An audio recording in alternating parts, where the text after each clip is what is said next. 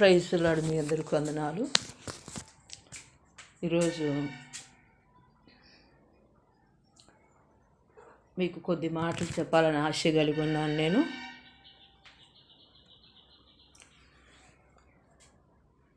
నా పేరు షేక్ ఆదింబి. మేము దూదేక్ సాయిబులము.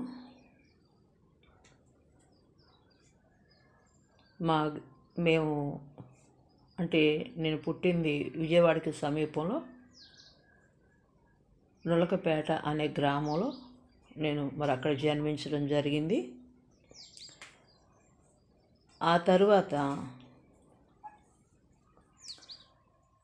మా తల్లిదండ్రుల కానించి మేము పూజలు చేసేవాళ్ళమే.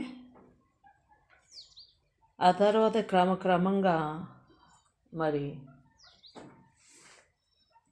అక్కడ చుట్టుపక్కల వాళ్ళందరూ కూడా యేసు ప్రభువుని నమ్ముకోవడం జరిగింది.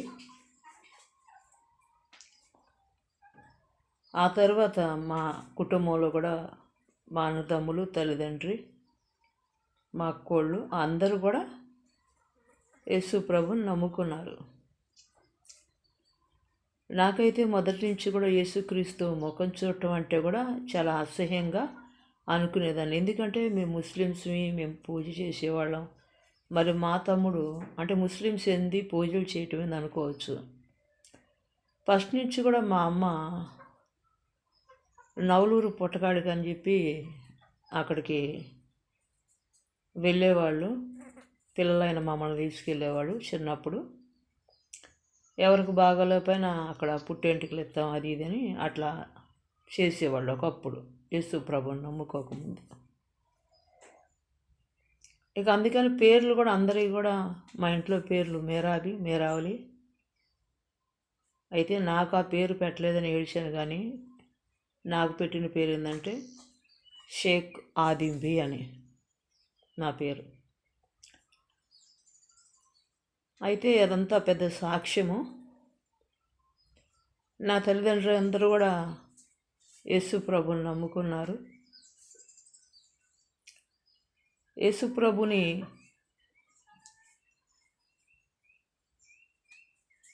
నమ్ముకున్న తర్వాత అందరూ కూడా చర్చికి పోతా ఉన్నారు. చర్చికి వెళ్తున్నప్పుడు నాకొక్కదానికే యేసు ప్రభు అంటే ఇష్టం ఉండేది కాదు.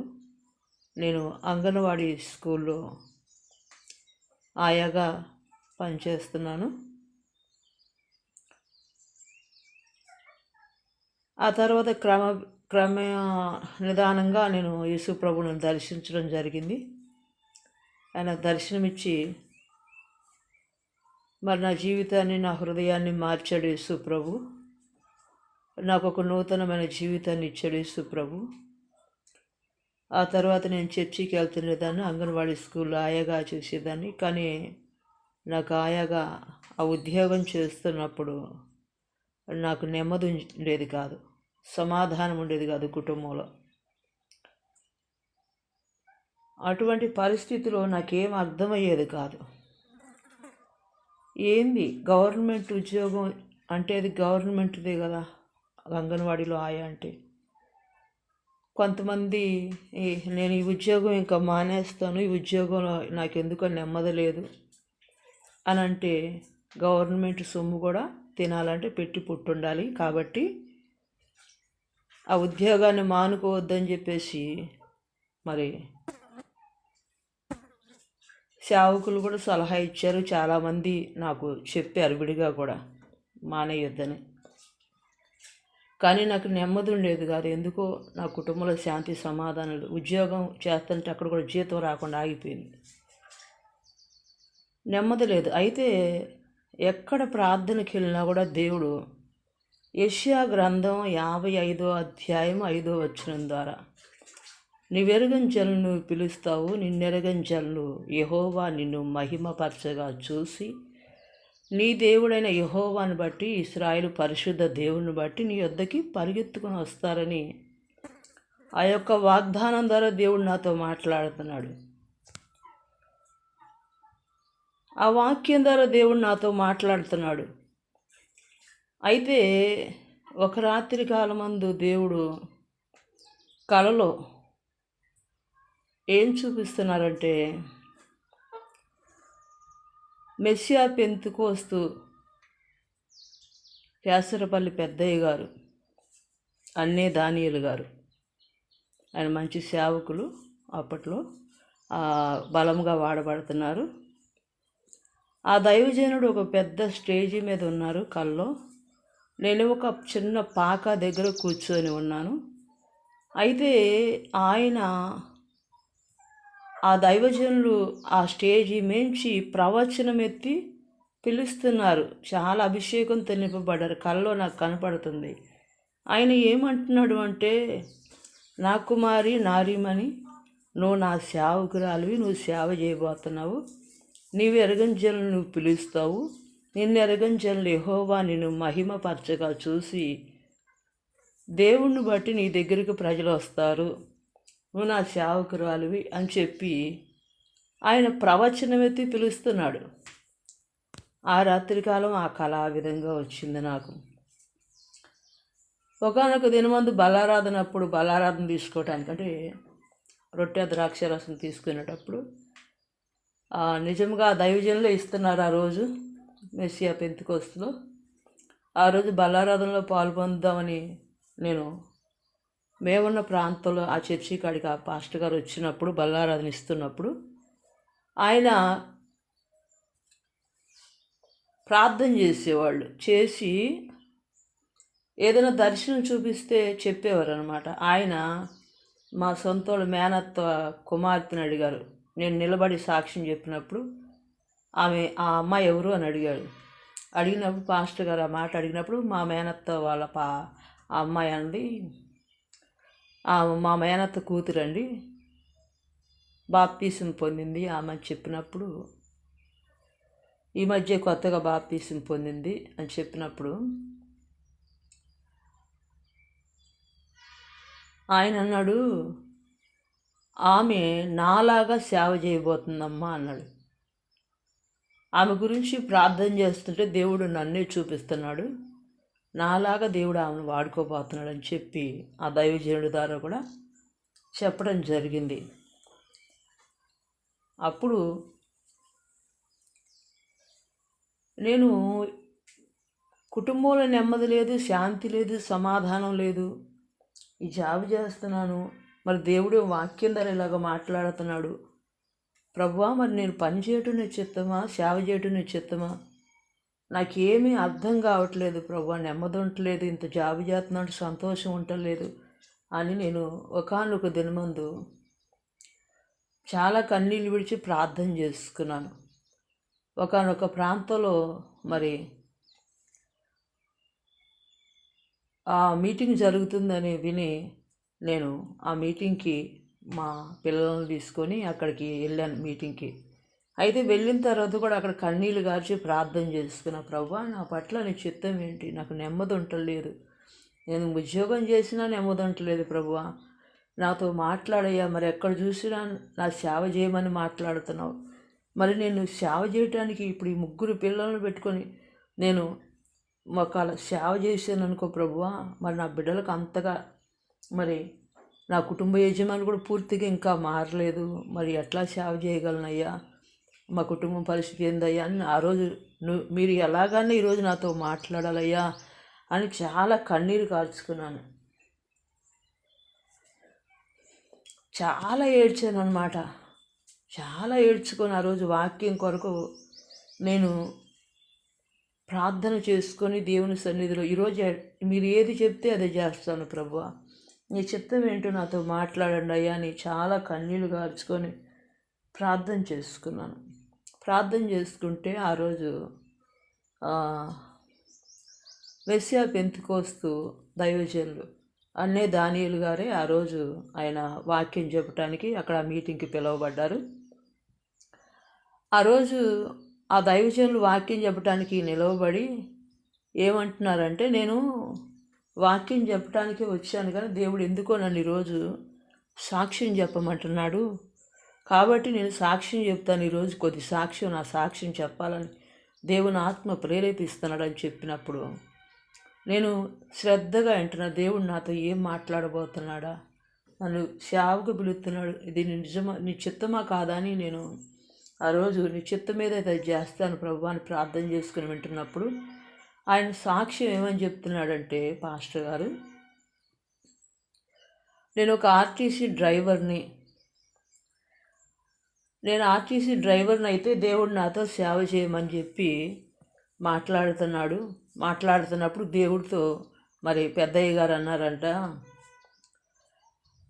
నేను సేవకు రమ్మంటున్నారు దేవా, సేవకు వచ్చానంటే మరి ఎవరన్నా ఓ 10 రూపాయలు కానుక పెడితే ఆ కానుక తీసుకొని నేను బతకాలి, అదే ఉద్యోగం చేస్తా అయితే నీ పనికి కూడా సహకరించగలుగుతాను కదయ్యా, ఒకళ్ళ దగ్గర చేయి చాచే పని ఉండదు కదా, నేను ఉద్యోగం చేస్తా, నీ సేవ చేస్తానని చెప్పి ఆయన దేవుని దగ్గర అదే ప్రార్థన చేస్తున్నాడు. దేవుడే నువ్వు పూర్తిగా నా సేవ చేయమంటున్నాడంట.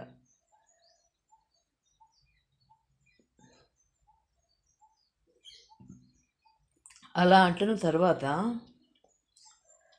ఆయన దీపెంతుకోస్తు మీటింగ్కి ఈ పెద్దయ్య గారు ఒకసారి ఆ మీటింగ్కి వెళ్ళినప్పుడు ఆ మీటింగ్లో ఒక యవనస్తుడు నిలబడి తన సాక్ష్యం చెప్తున్నాడంట. ఈ దేవుడితో పెద్దయ్య గారు ఎప్పుడైతే ఉద్యోగం చేసి సేవ చేస్తానని చెప్పి అనుకున్న తర్వాత ఒక మీటింగ్కి వెళ్ళాడు అనమాట. ఆ మీటింగ్కి వెళ్ళినప్పుడు అక్కడ ఒక యవనస్తుడు సాక్ష్యం చెప్తున్నాడు దీపెంతుకోస్తు మీటింగ్ కాడ. అయితే అప్పుడు ఆ యవనస్తులు ఏమని సాక్ష్యం చెబుతున్నారంటే, చెయ్యి ఇలా చాపి నా చేతికి వెళ్ళి చూడండి అన్నారంట యవనస్తుడు. అందరూ కూడా చేతికి వెళ్ళి చూసినప్పుడు ఆ చెయ్యి 3 అంకలుగా అంటే 3 ముక్కలు కనుక ఏ విధంగా అయితే దాన్ని కుట్లేస్తారో ఆ విధంగా ఆ చెయ్యి 3 వంకరలుగా ఉందంట. అప్పుడు ఆ యవనస్తుడు అంటున్నాడంట, ఇదిగో మిమ్మల్ని ఎవరైనా దేవుడు పూర్తి సేవకు రమ్మని అంటే కనుక మీరు నేను ఉద్యోగం చేస్తా, సేవ చేస్తాను అని చెప్పి మీరు అనొద్దు. ఎందుకంటే దేవుడు నన్ను పూర్తి సేవకు రమ్మన్నప్పుడు, దేవా ఉద్యోగం చేసుకుంటా నేను సేవకు వస్తాను, కానీ ఇలాగ నేను ఒకళ్ళ దగ్గర మరి నేను చేయి జాపే విధంగా ఉండకూడదని ఆయన కూడా అనుకున్నప్పుడు ఒకసారి బస్సు ఎక్కుతూ ఉంటే ఆ యవనస్తుని ఎవరో తోశారంట. తోసిన తర్వాత ఆ చెయ్యి 3 ముక్కలుగా అయినట్టుగా అయిపోయింది, ఇరిగింది చెయ్యి. ఇప్పుడు ఆ యవనస్తుడి సాక్ష్యం ఏం చెప్తున్నాడంటే, మిమ్మల్ని కనుక దేవుడు సేవకు పూర్తి సేవకు రమ్మంటే ఉద్యోగం చేసి సేవకు వస్తానని చెప్పేసి అంటే మీకు కూడా ఇలాగనే అవుతుంది, మీరు దేవుని పిలవంగానే లోబడండి అని చెప్పి ఆ యవనస్తుడు సాక్ష్యం చెప్పాడంట.